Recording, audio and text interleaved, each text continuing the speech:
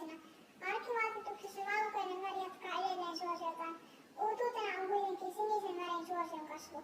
Sinistä väriä käytetään tulevana kesänä päälineissä. Myös mustien perukkien käyttö on lisääntyvään päin. Meikkitrendeissä punaiset huulet ja kuparimineraalilla varjostetut silmäluomet kuuluvat ehdottomasti muotitietoisen päivämeikkiin.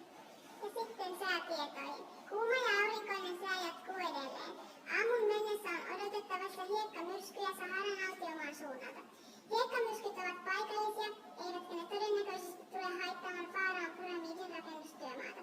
Tämä uutisista tällä erää, lisää uutisia huomenna. Hyvää päivänjatkoa.